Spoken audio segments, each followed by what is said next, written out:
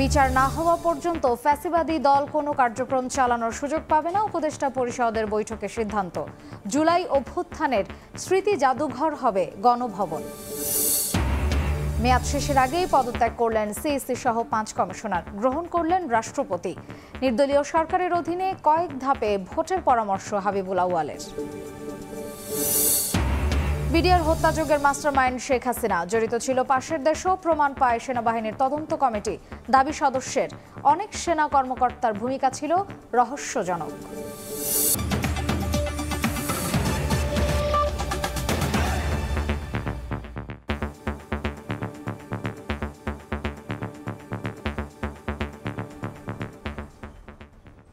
প্রবাসের সময় সঙ্গে আছি আমি মার্জিয়া শ্রেয়া।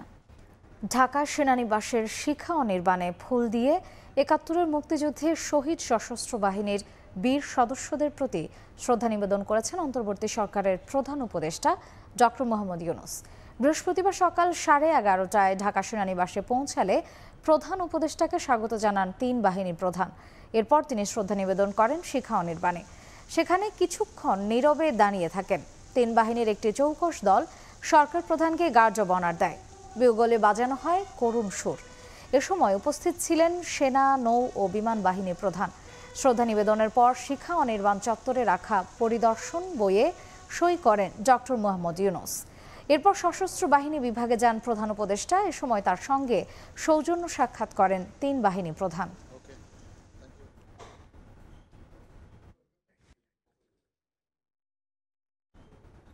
বাংলাদেশের অন্তর্বর্তীকালীন সরকারের প্রধান উপদেষ্টা ডক্টর মোহাম্মদ ইউনূসকে অভিনন্দন জানিয়েছেন ১৯৮ বিশ্ব নেতা। তাদের মধ্যে আছেন সাবেক মার্কিন প্রেসিডেন্ট বারাক ওবামা সহ ৯২ নোবেলজয়ী। বাংলাদেশের জন্য শান্তি ও সাফল্য কামনা করেন বিশ্ব নেতারা। এদিকে ভারতের সংবাদ মাধ্যম পিটিআইকে দেয়া সাক্ষাৎকারে ডক্টর ইউনূস সাবেক প্রধানমন্ত্রী হাসিনার বিষয়ে অসন্তোষ প্রকাশ করেন। বলেন, শেখ হাসিনাকে দেশে ফেরানোর অনুরোধ না জানানো পর্যন্ত তাকে চুপ থাকতে হবে। বিশ্ব নেতাদের অভিনন্দনে ভাসছেন বাংলাদেশের অন্তর্বর্তীকালীন সরকারের প্রধান উপদেষ্টা ডক্টর মোহাম্মদ ইউনূস। তার নেতৃত্বের প্রতি দৃঢ় সমর্থন জানিয়ে বিবৃতি দিয়েছেন ১৯৮ বিশ্ব নেতা, যাদের মধ্যে আছেন সাবেক মার্কিন প্রেসিডেন্ট বারাক ওবামা সহ ৯২ নোবেলজয়ী। বিশ্ব নেতাদের দেয়া এ সংক্রান্ত বিবৃতি বুধবার প্রকাশিত হয়। এটি অনলাইনে সংবাদ বিজ্ঞপ্তি আকারে প্রকাশ করা হয়েছে। এছাড়া মার্কিন প্রভাবশালী পত্রিকা ওয়াশিংটন পোস্ট বিজ্ঞাপন আকারে বিবৃতিটি প্রকাশ করেছে।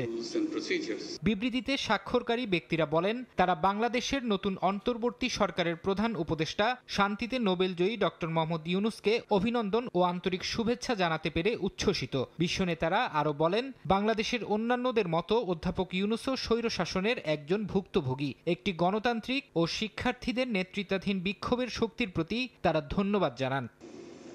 বিবৃতিতে বলা হয়, বাংলাদেশ এখন দ্বিতীয় স্বাধীনতা উপভোগ করছে, আর এখন জাতি হিসেবে বাংলাদেশিদের সামনে বিপুল সম্ভাবনা পূরণের সুযোগ রয়েছে। সামনের দিনগুলোতে বাংলাদেশের জনগণের শান্তি ও সাফল্য কামনা করেন তারা। দেশের তরুণরা যেমন ডক্টর ইউনূসকে অনুপ্রাণিত করেছে, তেমনি তিনিও তাদেরকে বাংলাদেশের নতুন এক উজ্জ্বল ভবিষ্যৎ বিনির্মাণে নেতৃত্বের ভূমিকায় আসতে অনুপ্রাণিত করবেন বলে আশাবাদ ব্যক্ত করেন বিশ্ব নেতারা। বাংলাদেশে অবাধ ও সুষ্ঠু নির্বাচন ফিরিয়ে আনতে অন্তর্বর্তী সরকারের প্রতিশ্রুতি ও গণতন্ত্রের বিকাশ ঘটতে দেওয়ার অঙ্গীকারকেও স্বাগত জানানো হয় বিবৃতিতে। এদিকে ভারতের সংবাদ মাধ্যম পিটিআইকে দেয়া সাক্ষাৎকারে ডক্টর ইউনূস সাবেক প্রধানমন্ত্রী শেখ হাসিনার বিষয়ে অসন্তোষ প্রকাশ করেন। বলেন, ঢাকা শেখ হাসিনার প্রত্যর্পণের অনুরোধ না করা পর্যন্ত উভয় দেশের অস্বস্তি রোধ করতে তাকে অবশ্যই নীরব থাকা উচিত। ফারহাদ চৌধুরী, সময় সংবাদ। গণহত্যার বিচার শেষ না হওয়া পর্যন্ত ফ্যাসিবাদী দল কোনো কার্যক্রম চালাতে পারবে না, উপদেষ্টা পরিষদের বৈঠকে এ সিদ্ধান্ত নেওয়া হয়। বৈঠক শেষে ব্রিফিংয়ে যুব ও ক্রীড়া উপদেষ্টা আসিফ মাহমুদ জানান, জুলাই অভ্যুত্থানের স্মৃতি জাদুঘর করা হবে গণভবনকে। তেজগাঁওয়ে প্রধান উপদেষ্টার কার্যালয়ে বৃহস্পতিবার বিকেলে অন্তর্বর্তী সরকারের উপদেষ্টা পরিষদের বৈঠক অনুষ্ঠিত হয়। ডক্টর মোহাম্মদ ইউনূসের নেতৃত্বে এতে অংশ নেন বিভিন্ন মন্ত্রণালয়ের উপদেষ্টারা। ছাত্র জনতার অভ্যুত্থানে শহীদদের শ্রদ্ধা ভরে। এদিন সন্ধ্যায় মিন্টো রোডের ফরেন সার্ভিস একাডেমিতে বৈঠকের বিষয়ে আনুষ্ঠানিক প্রেস ব্রিফিং করেন যুব ও ক্রীড়া উপদেষ্টা আসিফ মাহমুদ সজীব ভুঁইয়া। গণভবনে অভ্যুত্থানের স্মৃতি জাদুঘর প্রতিষ্ঠার সিদ্ধান্ত নেওয়া হয়েছে বলে জানান তিনি। গণভবনকে যেহেতু এদেশের মানুষ ছাত্র জনতা একটা অভ্যুত্থানের মাধ্যমে জয় করেছে, এটিকে জনগণের জন্য উন্মুক্ত করে দেওয়া হবে। যত অন্যায় অবিচার হয়েছে সব কিছুর স্মৃতি সংরক্ষণ করার জন্য গণভবনকে জুলাই গণ অভ্যুত্থান স্মৃতি জাদুঘর হিসেবে প্রতিষ্ঠা করা হবে। এছাড়া বিচার নিশ্চিত না হওয়া পর্যন্ত ফ্যাসিবাদীদের পুনর্বাসনের কোনো সুযোগ নেই বলেও জানান আসিফ মাহমুদ। এই ফ্যাসিবাদী পরাজিত শক্তি, তাদেরকে পুনর্বাসন করার মতো বিভিন্ন কর্মসূচিও আমরা কিছু কিছু জায়গায় দেখতে পেয়েছি। সম্পূর্ণ বিচার নিশ্চিত না হওয়া পর্যন্ত ফ্যাসিবাদীদের পুনর্বাসনের আর কোনো সুযোগ নেই। বৈঠকে জুলাই অভ্যুত্থানের শহীদদের পরিবারকে সম্মাননা, বন্যায় ক্ষতিগ্রস্তদের পুনর্বাসন ও শিল্প কারখানাগুলোতে চলমান সংকট সমাধানের সিদ্ধান্ত হয় বলেও জানান শ্রম ও কর্মসংস্থান উপদেষ্টা। একটি ফাউন্ডেশন করার ঘোষণা ইতিমধ্যেই হয়েছে। সেই দিন মোহাম্মদ সাব্বির, সময় সংবাদ, ঢাকা। পদত্যাগ করলেন প্রধান নির্বাচন কমিশনার কাজী হাবিবুল আউয়াল সহ 5 নির্বাচন কমিশনার। শেষবারের মতো গণমাধ্যমের সামনে এসে পদত্যাগের ঘোষণা দেন সিইসি কাজী হাবিবুল আউয়াল। তবে এদিনও সুষ্ঠু নির্বাচন কিভাবে হতে পারে সে বিষয়ে লিখিত পরামর্শ দেয় আউয়াল কমিশন। সরাসরি না হলেও দ্বাদশ জাতীয় সংসদ নির্বাচন যে একদলীয় হয়েছে সে বিষয়টিও স্বীকার করেন তারা।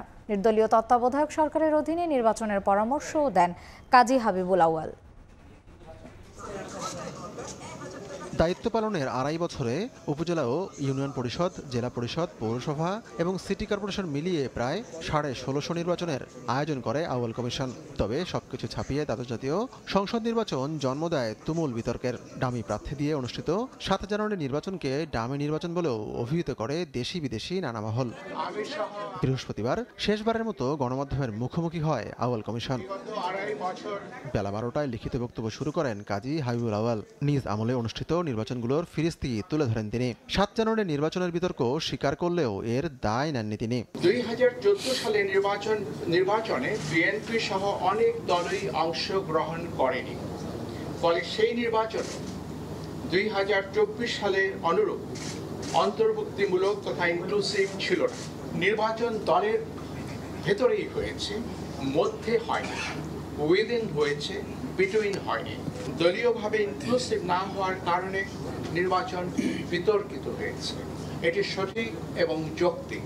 আওয়ামী লীগের শাসনামলে বিতর্কের অন্যতম কেন্দ্রবিন্দু ছিল নির্বাচন কমিশন।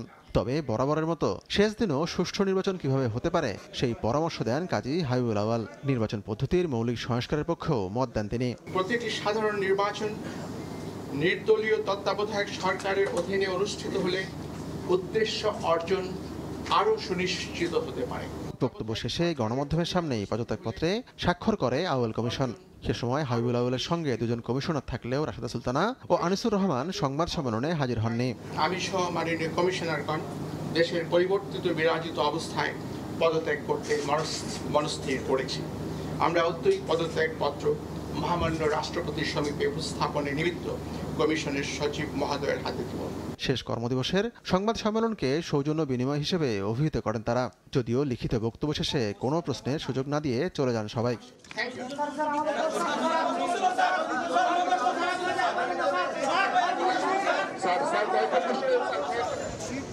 একযোগে সকল সদস্যের পদত্যাগ বাংলাদেশের নির্বাচন কমিশনের ইতিহাসে নজিরবিহীন ঘটনা। পদত্যাগের পরপরই এই ভবন থেকে বেরিয়ে যান আউয়াল কমিশনের সদস্যরা। আতিকুর রহমান তামাল, সময় সংবাদ, ঢাকা।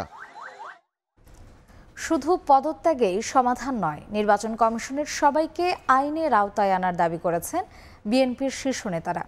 বৃহস্পতিবার দুপুরে জাতীয় প্রেস ক্লাবে এ কথা বলেন তারা। এছাড়াও গ্রহণযোগ্য নির্বাচনের জন্য রাজনৈতিক দলগুলোর পরামর্শ নিয়ে নির্বাচন কমিশনকে ঢালাওভাবে সাজানোর পরামর্শ দেন তারা।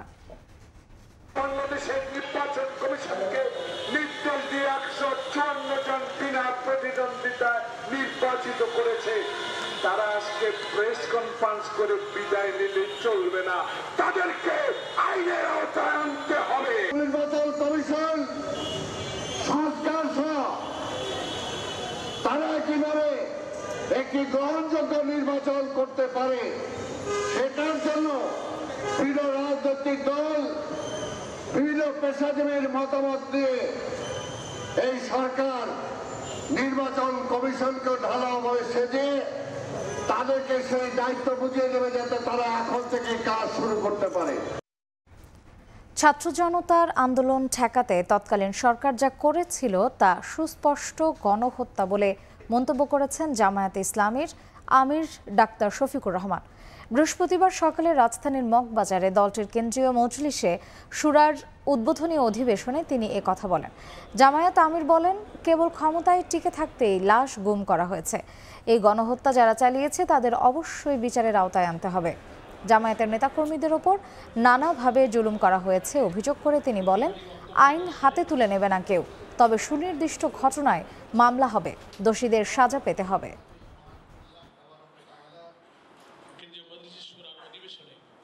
ছাত্র সমাজের একটা ন্যায়সঙ্গত দাবিকে যেভাবে প্রথম দিকে তুচ্ছ তাচ্ছিল্য করা হলো এবং উস্কানিমূলক বক্তব্য দিয়ে তাদের অনুভূতিতে আঘাত দেওয়া হলো, তারা একটা দাবি কোটা সংস্কারের দাবিতে, কোটা বন্ধের দাবিতে নয়, বিলুপ্তির দাবিতে নয়, সংস্কারের দাবিতে তারা নেমেছিল। এটি ছিল সুস্পষ্ট গণহত্যা। যাদের মাথায় উঠে যে কোনো মূল্যে গদি আমার টিকিয়ে রাখতে হবে, মানুষ যা মারা যাক কোনো অসুবিধা নেই, এই সমস্ত গণহত্যা যারাই সংগঠিত করেছে তাদেরকে অবশ্যই আমরা সরকারের কাছে দাবি জানাবো, অবশ্যই তাদেরকে বিচারের এবং আইনের আওতায় আনতেই হবে। বিডিআর হত্যাযজ্ঞে কয়েকজন সেনা কর্মকর্তা, তৎকালীন সরকার প্রধান শেখ হাসিনা এবং আওয়ামী লীগের শীর্ষ পর্যায়ের নেতা ও প্রতিবেশী দেশের জড়িত থাকার প্রমাণ পেয়েছিল সেনাবাহিনীর তদন্ত কমিটি। সংবাদ সম্মেলনে এ দাবি করেছেন ওই কমিটির সদস্য অবসরপ্রাপ্ত মেজর জেনারেল আব্দুল মতিন। তিনি আরও জানান, অনেক সেনা কর্মকর্তার ভূমিকা ছিল রহস্যজনক। হত্যায় জড়িতদের আওয়ামী লীগ সরকার পুরস্কৃত করেছিল বলেও জানান তিনি। 25 ফেব্রুয়ারি 2009 দেশের ইতিহাসে ঘটে এক নারকীয় ঘটনা। পিলখানায় বিডিআর হত্যাযজ্ঞে নিহত হন 57 জন সেনা কর্মকর্তা সহ 74 জন। এ ঘটনায় সেনাবাহিনী গঠিত তদন্ত কমিটির অন্যতম সদস্য অবসরপ্রাপ্ত মেজর জেনারেল আব্দুল মতিন বৃহস্পতিবার জাতীয় প্রেস ক্লাবে এক সংবাদ সম্মেলনে তদন্তের সময় তার অভিজ্ঞতার বর্ণনা দেন। শুধুমাত্র অপারেশন ডালভাত কর্মসূচির জন্য 15 বছর আগের সেই দিনটিতে কোনো বিদ্রোহ সংগঠিত হয়নি, বরং সেটি ছিল বাংলাদেশকে দুর্বল করতে দেশি বিদেশি ষড়যন্ত্রের ফল। এই হত্যাকাণ্ডের শুধুমাত্র অপারেশন ডালভাতের জন্য কিংবা রেশন বৃদ্ধির জন্য হয়নি। আমি মনে করি এটি একটি দীর্ঘদিনের পরিকল্পিত হত্যাকাণ্ড, যার মাধ্যমে বাংলাদেশকে দুর্বল করার পরিকল্পনা করা হয়েছে। এই পরিকল্পনায় যুক্ত ছিল দেশের কিছু বিশ্বাসঘাতক এবং বাইরের একটি দেশের চক্রান্ত। সারা খাতুন ওখানে গিয়েছেন, কি কারণে গিয়েছেন আমরা জানি না। সোহেল তাজ উনি স্বরাষ্ট্র প্রতিমন্ত্রী ছিলেন, উনার কোনো ভূমিকা দেখি নাই, কিন্তু আমরা শুনেছি তিনি যারা খুনি তাদেরকে বাইরে পাঠানোর ব্যাপারে সুবিধা করে দিয়েছিলেন। জাহাঙ্গীর কবির নানক, মির্জা আজম, আলমারা গিনি, এমপি রেজা, ওয়ারসেদ হোসেন বেলাল, হাসানুল হক ইনু, রাশেদ খান মেনন, মতিয়া চৌধুরী, এরা রাজনৈতিক ব্যক্তিবর্গ। এইখানে একটা ছিল মিলিটারি সিচুয়েশন, ইনাদেরকে কেন এইখানে দায়িত্ব দেওয়া হলো নেগোসিয়েশন করা? তিনি আরো জানান, বিভিন্ন সংস্থার সদস্যদের সাক্ষ্য নিতে চাইলে সেনাবাহিনীর তদন্ত কমিটিকে অসহযোগিতা করা হয়, বরং তদন্তে যাদের সংশ্লিষ্টতা পাওয়া গেছে তাদের পদোন্নতি দিয়ে বিদেশে পাঠিয়ে দেয় সরকার। এমনকি প্রতিবেদন প্রকাশের আগে তদন্ত কমিটিকে গোপনীয়তার চুক্তি করতে চাপ দেয়া হয়। তখন আমাদেরকে জানানো হয় যে র্যাব থেকে কোনো ধরনের ইনপুট দেওয়া হবে না। আমরা ডিজিএফআইকে চিঠি লিখি, কৌটুবিনকারীতে স্টেটমেন্ট দেওয়ার জন্য পাঠানো অনুরোধ করি, বলেন আমার কোনো অফিসার স্টেটমেন্ট দিবে না। অবসরপ্রাপ্ত মেজর জেনারেল আব্দুল মতিন জানান, সীমাবদ্ধতার কারণে এতদিন মুখ খুলতে পারেননি তিনি। আমি অপেক্ষায় ছিলাম এই তথ্যগুলো আপনাদের সামনে উপস্থাপন করার জন্য। নিবিড় সাহা, সময় সংবাদ, ঢাকা।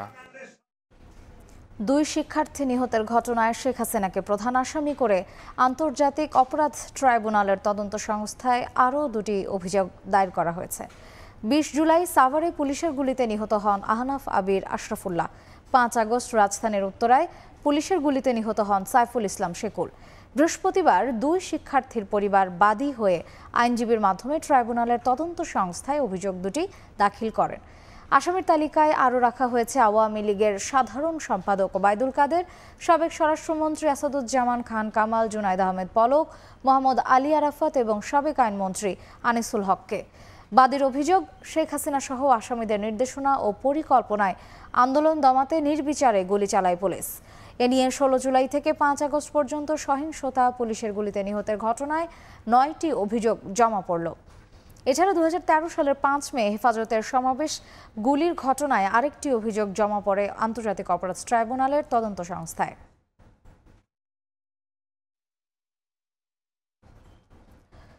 পরিচয় নিশ্চিতে বিএনপি নেতা হারিস চৌধুরীর মরদেহ কবর থেকে তুলে ডিএনএ পরীক্ষার নির্দেশ দিয়েছেন উচ্চ আদালত। মেয়ের করা এক রিটের প্রেক্ষিতে এই আদেশ দেন হাইকোর্ট। হারিস চৌধুরী সাবেক প্রধানমন্ত্রী বেগম খালেদা জিয়ার রাজনৈতিক সচিব ছিলেন, বিএনপির যুগ্ম মহাসচিবও। 111 সরকারের সময় আত্মগোপনে চলে যান প্রভাবশালী এই নেতা। হারিস চৌধুরী কোথায়? 2021 সাল পর্যন্ত এ নিয়ে চলতে থাকে নানা আলোচনা। বছর দুয়েক আগে গণমাধ্যমে খবর আসে হারিস চৌধুরী দেশেই আছেন, তবে রয়েছেন আত্মগোপনে। কিছুদিন পর গণমাধ্যমে আরেকটি খবর আসে। 2021 সালের 3 সেপ্টেম্বর মারা গেছেন হারিস চৌধুরী। তিনি রাজধানীর পান্থপথের একটি বাসায় মাহমুদুল হাসান নামে বসবাস করতেন। সাভারের একটি মাদ্রাসার কবরস্থানে মাহমুদুল হাসান নামেই দাফন করা হয় হারিস চৌধুরীকে। বাবার মৃত্যুর ধোঁয়াশা কাটাতে হাইকোর্টের দ্বারস্থ হন হারিস চৌধুরীর মেয়ে।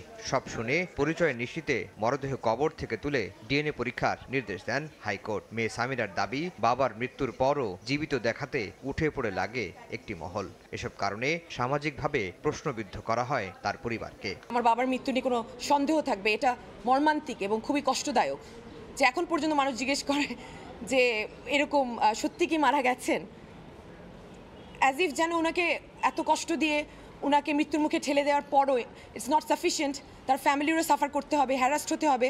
আইনজীবী বলছেন, হারিস চৌধুরী একজন বীর মুক্তিযোদ্ধা, সে কারণে যথা পরিচয়ে প্রাপ্য সম্মান দিয়ে ফের দাফন করা উচিত। তৎকালীন সরকারের আইন শৃঙ্খলা বাহিনীর প্রেসারে ওনার মৃত্যুর বিষয়টি ধামাচাপা দিয়ে ওনাকে জোরপূর্বক ঢাকার অদূরে সাভারে একটি মাদ্রাসার প্রাঙ্গণে কবর দিতে বাধ্য করা হয় এবং গভর্নমেন্ট সেই সময়ে ওনার প্রকৃত পরিচয় অনুযায়ী কোনো ডেথ সার্টিফিকেটও দেয় নাই।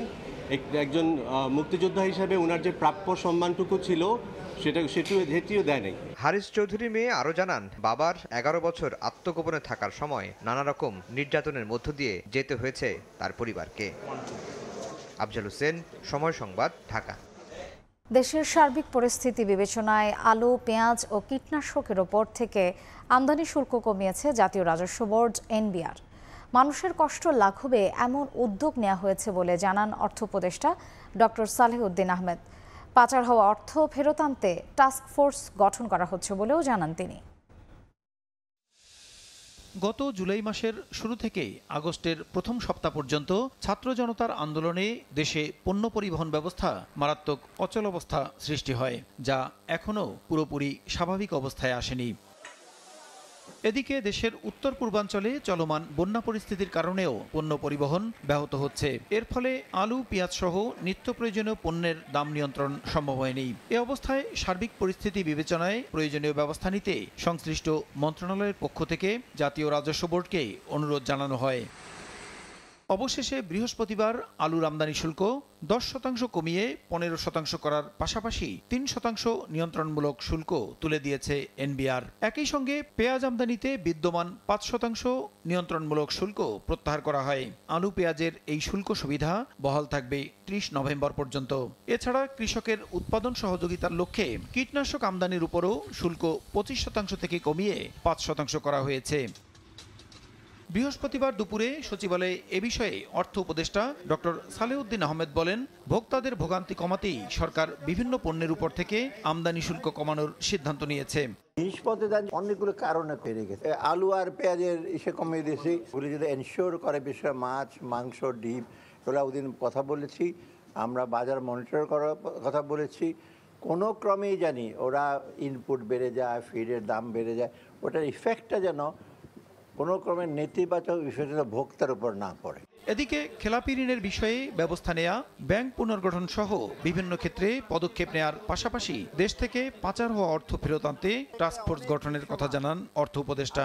খেলাপি ঋণের ব্যাপারে অ্যাকশন নেওয়া হচ্ছে, যেসব ব্যাংকের প্রবলেম ছিল ওসব ব্যাংকের আপনারা দেখছেন রিঅর্গানাইজ করা হচ্ছে, লিকুইডিটি প্রবলেম ছিল সেগুলি নিয়ে সলভ করছে গভর্নর। তবে আমরা অলরেডি বলে দিচ্ছি এটা টাস্কফোর্স হবে অর্থ আনার জন্য। অন্তর্বর্তীকালীন সরকারের পদক্ষেপে এসব পরিবর্তন ক্রমেই দৃশ্যমান হবে বলেও মনে করেন অর্থ উপদেষ্টা। প্রসূন আশিস, সময় সংবাদ, ঢাকা। রফতানিমুখী তৈরি পোশাক শিল্প কলকারখানায় নাশকতাকারীদের আটক করা সহ কঠোর অবস্থান নিয়েছে পুলিশ।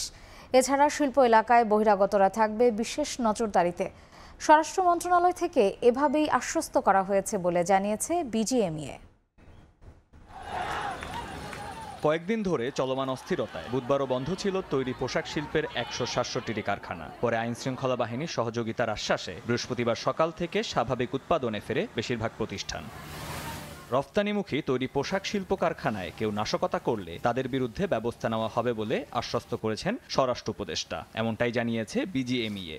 আর্মির ম্যাজিস্ট্রেট পাওয়ারটা নাই, সেটার জন্য আমরা কথা বলেছি। আজকেও প্রেসিডেন্ট মাননীয় হোম অ্যাডভাইজারের সাথে কথা বলেছেন, এটা ক্ল্যারিফাই করে দেওয়া হয়েছে এবং আজকে থেকে অ্যারেস্টিং অথরিটি তাদেরকে দেয়া হয়েছে পুলিশকে। পুলিশ আজকে থেকে অ্যারেস্ট করবে। গতকালকে পর্যন্ত পুলিশের ওরকম স্ট্রং কোনো ইনস্ট্রাকশন ছিল না। আমরা বলছি যে মেশিনে বসে কাজ করে না সেই শ্রমিক না, যে বহিরাগত যার আইডি কার্ড নাই তাকে যেন অ্যারেস্ট করা হয়। এদিকে ঋণ খেলাপি নয় এমন কারখানাগুলোর শ্রমিকদের বেতন ভাতা পরিশোধে সহজ শর্তে ঋণ দেওয়ার বিষয়েও বাংলাদেশ ব্যাংক থেকে প্রতিশ্রুতি মিলেছে বলে জানিয়েছে সংগঠনটি। 1 মাসের স্যালারি লোনটা স্পেসিফিক্যালি বলা হয়েছে, এইটা কোনো ব্যাংক না দিতে পারার কোনো কারণ নাই। বাংলাদেশ ব্যাংকে আজকে আমরা আবারও কথা বলেছি, তারা বলেছে যে সমস্ত ব্যাংক দিতে পারবে না তাদের যদি কোনো সীমাবদ্ধতা থাকে তারা বাংলাদেশ ব্যাংকের সাথে যোগাযোগ করবেন, বাংলাদেশ ব্যাংক তাদেরকে সাপোর্ট করবেন। চিহ্নিত হয়েছে ইসলামী ব্যাংক পতনের কারণ। ব্যাংকটি ঋণ হিসেবে যত অর্থ বিতরণ করেছে এর অর্ধেকের বেশি একাই নিয়েছে আলোচিত এস আলম গ্রুপ। 2022 সাল থেকে ব্যাপকভাবে তারল্য সংকটে ভুগছে ইসলামী ব্যাংক বাংলাদেশ লিমিটেড। এরই মধ্যে লুটেরাদের খপ্পরে ব্যাংকটির খেলাপি ঋণের আকার দাঁড়িয়েছে 1,75,000 কোটি টাকা, যার অর্ধেকের বেশি একাই নিয়েছে আলোচিত এস আলম গ্রুপ। বৃহস্পতিবার দুপুরে বাংলাদেশ ব্যাংকের গভর্নরের সঙ্গে সাক্ষাৎ শেষে এ তথ্য জানান ব্যাংকটির চেয়ারম্যান। এই তথ্য আপনি সবাই জানেন, এটা আমরা অডিট নিয়োগ করছি, আমরা 1 সপ্তাহের মধ্যে জেনে যাব। তবে এটা মেজর বলা যায়, সুপার মেজর, সেটা মনে 100%-এর মধ্যে বেশিরভাগ। এরই মধ্যে ইসলামী ব্যাংকের বিদ্যমান সমস্যাগুলো শনাক্ত করা হয়েছে উল্লেখ করে তিনি জানান, গ্রাহক, প্রবাসী, শেয়ার হোল্ডার ও বিদেশি বিনিয়োগকারীদের মাঝে আস্থাহীনতা প্রকট হয়েছে। 31 ডিসেম্বরের মধ্যে এসব সংকট দূর করতে এরই মধ্যে কাজ শুরু করা হয়েছে। 2027 সালের মধ্যে ব্যাংকটি ঘুরে দাঁড়াবে আর এগিয়ে চলা শুরু করবে 2029 সাল নাগাদ। গ্রাহকদের মধ্যে কনফিডেন্স নাই, টাকা জমা দিলে অন্য জায়গায় চলে যাবে। রেমিটেন্সের লোকদের মধ্যে কনফিডেন্স নাই, রেমিটেন্স পাঠালে অন্য জায়গায় চলে যাবে। শেয়ার হোল্ডারদের মধ্যে কনফিডেন্স নাই, আমরা যদি ভূমিকা রাখি এটা অন্য জায়গায় চলে যাবে। আমরা রোডম্যাপটাকে 3টা ভাগে ভাগ করেছি। যেদিন জয়েন করলাম সেদিন থেকে 31 ডিসেম্বর পর্যন্ত একটা পিরিয়ড। এই পিরিয়ডটা আমরা নাম দিয়েছি এটা recovery from the current situation. 26 সাল 27 সাল এই 2 বছরকে নাম দিয়েছি আমরা ঘুরে দাঁড়ানোর বছর। আর 27 সাল থেকে 28, 29, 30 এটা হলো এগিয়ে যাওয়ার বছর। চেয়ারম্যান জানান, ব্যাংকটির অধঃপতনের পিছনে অনেকটাই দায় রয়েছে মানব সম্পদ আর প্রকিউরমেন্ট বিভাগের। আমরা জানি এইচআরও কিছু প্রবলেম হয়েছে। মহির মারুফ, সময় সংবাদ, ঢাকা।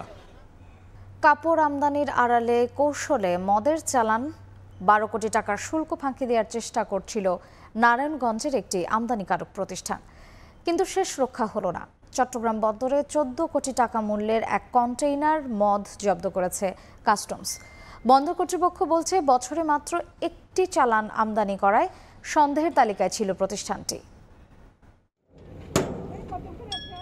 চট্টগ্রাম বন্দরের এনসিটি ডেলিভারি পয়েন্টে সন্দেহভাজন কন্টেনার লক খুলতেই বেরিয়ে আসে বিভিন্ন ব্র্যান্ডের মদের বোতল। তবে এই কন্টেনারে চীন থেকে ফেব্রিক্স আমদানির ঘোষণা দিয়েছিল নারায়ণগঞ্জের আদমজি ইপিজেডের প্রতিষ্ঠান সুপ্রিম স্মার্ট ওয়্যার লিমিটেড। গত জুন মাসে আটক হওয়া অপর একটি সিগারেটের চালানের সূত্র ধরে এই মদ বোঝাই কন্টেনারের সন্ধান মেলে। এতে 1114 কার্টন ভর্তি 11,676 লিটার মদ ছিল, যার দাম 2 কোটি টাকা হলো, শুল্ক অন্তত 12 কোটি টাকা। তবে মিথ্যে ঘোষণা দিয়ে এই 12 কোটি টাকা রাজস্ব ফাঁকি দেওয়ার চেষ্টা চলছিল বলে অভিযোগ কাস্টমসের। ফ্যাব্রিক্স ঘোষণা দিছে ঠিক আছে, কিন্তু এর আগেও তারা এই ধরনের পণ্য আনে নাই, আমরা পাইনি। শুধুমাত্র হঠাৎ করে একটা বন্ডেড প্রতিষ্ঠান যখন কোনো পণ্য আনছে একটা বছরে একটা, তাহলে আমাদের সেই জায়গা থেকে সন্দেহটা তৈরি হলো। আর বছরে মাত্র একটি চালান আমদানি করায় কাস্টমসের সন্দেহের তালিকা ছিল আমদানিকারক প্রতিষ্ঠানটি। জুন মাসের 27 তারিখে আমরা একটা সিগারেটের কনসাইনমেন্ট আটক করি, জাহাজ থেকে নামিয়ে আটক করি। ওটার ফলো আপ, ওটার রিস্ক ম্যানেজমেন্ট, ওটার ইন্টেলস ইনফরমেশনগুলো কালেক্ট করে আমরা সার্ভিলেন্সে ছিলাম। সেই প্রেক্ষিতে আমরা এটাকে আইডেন্টিফাই করি এবং এটাকে আমরা আটক করতে সক্ষম হয়েছি। অভিযুক্ত আমদানিকারক প্রতিষ্ঠান সহ সংশ্লিষ্টদের বিরুদ্ধে আইনগত ব্যবস্থা নেওয়া হবে বলে জানায় কাস্টমস কর্তৃপক্ষ। অন্তত 1 বছর আগে 5 কন্টেনার মদ জব্দ করেছিল কাস্টমস এবং শুল্ক গোয়েন্দা কর্তৃপক্ষ। তারপরও মিথ্যে ঘোষণায় মদ আনা বন্ধ করেনি চক্রটি। তবে এই চক্র আর কোনো মদ এনেছে কিনা তার অনুসন্ধান চালিয়ে যাচ্ছে চট্টগ্রাম কাস্টম হাউস। চট্টগ্রাম বন্দর থেকে কমল দে, সময় সংবাদ। যুক্তরাষ্ট্রের জর্জিয়া অঙ্গরাজ্যের একটি স্কুলে বন্দুকধারীর গুলিতে 2 শিক্ষার্থী সহ অন্তত 4 জন নিহত হয়েছেন। আহত হয়েছে আরও 9 জন। স্থানীয় সময় বুধবার সকালে এ ঘটনা ঘটে। সন্দেহভাজন বন্দুকধারী হিসেবে ওই স্কুলের 14 বছরের এক ছাত্রকে আটক করা হয়েছে। যুক্তরাষ্ট্র থেকে লস্কর আল মামুনের রিপোর্ট। মার্কিন যুক্তরাষ্ট্রে আবারও বন্দুক সহিংসতা। এবার জর্জিয়া অঙ্গরাজ্যে বন্দুক হামলায় প্রাণ ঝরল শিক্ষক শিক্ষার্থীর। হেলিকপ্টার যোগে আহতদের বিভিন্ন হাসপাতালে ভর্তি করা হয়েছে। হতাহতের সংখ্যা বাড়তে পারে বলে জানিয়েছে স্থানীয় প্রশাসন। জোরালো করা হয়েছে আশপাশের নিরাপত্তা ব্যবস্থা। স্থানীয় সময় বুধবার সকালে অঙ্গরাজ্যের রাজধানী আটলান্টা থেকে প্রায় 72 কিলোমিটার উত্তর পূর্বে উইন্ডার শহরের একটি স্কুলে 14 বছর বয়সী এক ছাত্র এলোপাতাড়ি গুলি চালালে এ হতাহতের ঘটনা ঘটে। খবর পেয়ে পুলিশ এসে পরিস্থিতি নিয়ন্ত্রণে নেয় এবং সন্দেহভাজন ওই ছাত্রকে আটক করে। তার বিরুদ্ধে হত্যার অভিযোগ আনা হয়েছে, তবে তার পরিচয় প্রকাশ করা হয়নি। জানানো হয়নি হামলার কারণ। এ ঘটনার পর লকডাউন ঘোষণা করা হয় ওই এলাকার সব স্কুল। এদিকে স্কুলে গুলির ঘটনার নিন্দা জানিয়েছেন মার্কিন যুক্তরাষ্ট্রের প্রেসিডেন্ট জো বাইডেন ও ফার্স্ট লেডি জিল বাইডেন। বন্দুক সহিংসতার এই মহামারীকে নিশ্চিহ্ন করার কথা জানান ভাইস প্রেসিডেন্ট কামালা হ্যারিস। এই ঘটনায় শোক জানিয়েছেন সাবেক মার্কিন প্রেসিডেন্ট ডোনাল্ড ট্রাম্পও। গেল বছর 15 জুলাই যুক্তরাষ্ট্রের দক্ষিণ পশ্চিমাঞ্চলীয় জর্জিয়া অঙ্গরাজ্যের ছোট শহর হ্যাম্পটনে বন্দুকধারীর হামলায় নিহত হয় অন্তত 4 জন। লস্কর আল মামুন, সময় সংবাদ, যুক্তরাষ্ট্র। প্রেসিডেন্ট নির্বাচন সামনে রেখে কামালা হ্যারিস ও ডোনাল্ড ট্রাম্পের প্রথম বিতর্ক নিয়ে সরগরম মার্কিন রাজনীতি। এবিসি নিউজ জানিয়েছে এই বিতর্কে কোনো দর্শক থাকবে না। একই সঙ্গে একজন কথা বলার সময় অপরজনের মাইক্রোফোন বন্ধ রাখা হবে। ডেমোক্র্যাট প্রার্থী কামালা তাদের এই নিয়মের পক্ষে নিজের সম্মতি জানিয়েছেন। যদিও এবিসি নিউজ নেটওয়ার্ককে অসৎ গণমাধ্যম আখ্যা দিয়েছেন রিপাবলিকান প্রার্থী ট্রাম্প। আগামী নভেম্বরে মার্কিন প্রেসিডেন্ট নির্বাচন। যুক্তরাষ্ট্র জুড়ে প্রচারণায় ব্যস্ত সময় পার করছেন 2 দলের মনোনীত প্রার্থী। চলতি মাসেই প্রথমবারের মতো মুখোমুখি বিতর্কে অংশ নিচ্ছেন ডেমোক্র্যাট কামালা হ্যারিস ও রিপাবলিকান ডোনাল্ড ট্রাম্প। আগামী 10 তারিখ তাদের এই বিতর্ক সরাসরি সম্প্রচার করবে মার্কিন গণমাধ্যম এবিসি নিউজ। আগামী মঙ্গলবার ফিলাডেলফিয়ার ন্যাশনাল কনস্টিটিউশন সেন্টারে স্থানীয় সময় রাত 9টায় এই বিতর্ক শুরু হবে। বুধবার ওই বিতর্কের কয়েকটি নিয়ম জানিয়েছে গণমাধ্যমটি। তারা জানায় ট্রাম্প কামালার বিতর্কের সময় কোনো দর্শক সেখানে থাকবে না। একজন কথা বলার সময় অপরজনের মাইক্রোফোন বন্ধ রাখা হবে। 90 মিনিটের বিতর্কে বিজ্ঞাপন বিরতি থাকবে 2 বার। এবিসি ছাড়াও অন্যান্য নেটওয়ার্কেও সরাসরি সম্প্রচার হবে এই অনুষ্ঠান। এবিসির নিয়ম নিয়ে নিজের সম্মতি জানিয়েছেন ডেমোক্র্যাট প্রার্থী কামালা হ্যারিস। নিউ হ্যাম্পশায়ার অঙ্গরাজ্যের একটি জনসভায় নির্বাচনে বিজয়ী হলে নিজের প্রথম মেয়াদে 2.5 কোটি ক্ষুদ্র ব্যবসার সুযোগ সৃষ্টির লক্ষ্য নির্ধারণের কথা জানান বর্তমান ভাইস প্রেসিডেন্ট। তবে মাইক্রোফোন অফ রাখার সিদ্ধান্তের বিপক্ষে শুরুতে নিজের মত জানালেও পরে সম্মতি দিয়েছেন সাবেক প্রেসিডেন্ট ডোনাল্ড ট্রাম্প। যদিও এবিসি নেটওয়ার্কের তীব্র সমালোচনা করেছেন তিনি। বলেন তাদের মতো আর একটাও অসৎ গণমাধ্যম নেই। এদিকে নির্বাচনের দিন ঘনিয়ে আসার সঙ্গে সঙ্গে একের পর এক জনমত জরিপ বের হচ্ছে। বুধবার নতুন এক জরিপের ফল বলছে ডেমোক্র্যাটদের জাতীয় সম্মেলনের পর কামালার জনপ্রিয়তা আরও 3.1% বেড়েছে। বর্তমানে কামালার জনপ্রিয়তা 48%, অন্যদিকে ট্রাম্পের 43%। যদিও এসব জরিপের প্রতি আস্থা নেই বলে জানিয়েছেন সাবেক প্রেসিডেন্ট। রাহানুল রানা, সময় সংবাদ। কুয়েত দূতাবাসের কাজের স্বচ্ছতা, জবাবদিহিতা ও সেবার মান বৃদ্ধির লক্ষ্যে গণশুনানির সিদ্ধান্ত নেওয়া হয়েছে। বাংলাদেশ প্রেস ক্লাব কুয়েতের নেতাদের সঙ্গে বৈঠকে বিষয়টি জানান বাংলাদেশের নবনিযুক্ত রাষ্ট্রদূত। দূতাবাসকে আধুনিকায়নের কাজ করছেন বলেও জানান তিনি। কুয়েত থেকে মঈন সুমনের রিপোর্ট।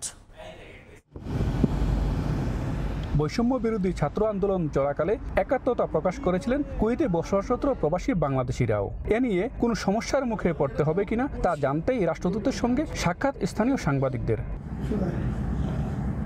বাংলাদেশ প্রেস ক্লাব কুয়েতের নেতাদের সঙ্গে এক বৈঠকে উঠে আসে প্রবাসীদের কল্যাণের নানা আশ্বাস। দূতাবাসের সেবার মান বাড়ানো সহ বিভিন্ন পদক্ষেপের কথা জানান রাষ্ট্রদূত মেজর জেনারেল সৈয়দ তারেক হোসেন। বৈঠকে জানানো হয় প্রবাসীদের কল্যাণে গণশুনানির পাশাপাশি দূতাবাসে থাকবে অভিযোগ ও পরামর্শ বক্স স্থাপন ও 24 ঘন্টার হটলাইন নম্বর। নতুন ই পাসপোর্টের তালিকা প্রকাশ। কুয়েতের কেন্দ্রীয় কারাগারে প্রতি মাসে সফরের পাশাপাশি আইনি সহায়তা দেবে দূতাবাস। এদিকে মালিকবিহীন প্রবাসীদের মরদেহ দূতাবাসের খরচে দেশে পাঠানো, বৈধ পথে রেমিটেন্স পাঠাতে উৎসাহিত করা, কুয়েতের বাজারে বাংলাদেশের ওষুধ, সিরামিক, মেলামাইন সহ বিভিন্ন পণ্য প্রবেশ করানোর চেষ্টা চলছে বলেও বৈঠকে জানান নতুন রাষ্ট্রদূত। আমরা এখানে গণশুনানির আয়োজন করছি প্রতি মাসের দ্বিতীয় রোববার দিনে। যারা এখানে বিভিন্ন কনসুলার সেবার জন্য আসেন তাদের কাছ থেকে তাদের মতামত, যদি তাদের কোনো অভিযোগ থাকে, তাদের কোনো সুপারিশ থাকে, সেগুলো আমরা গ্রহণ করব এবং সেই অনুযায়ী আমাদের কনসুলার সেবার মানটা আরও উন্নত করার জন্য আমরা চেষ্টা চালিয়ে যাচ্ছি। মঈন সুমন, সময় সংবাদ, কুয়েত। এ পর্যায়ে শীর্ষ সংবাদগুলো জানিয়ে দিচ্ছি আরেকবার।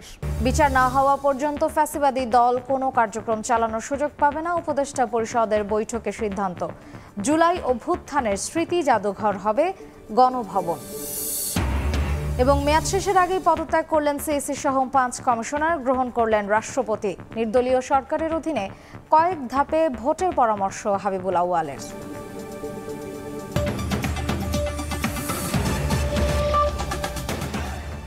এই ছিল প্রবাসী সময়ের আয়োজন। সঙ্গেই থাকুন সময়ের।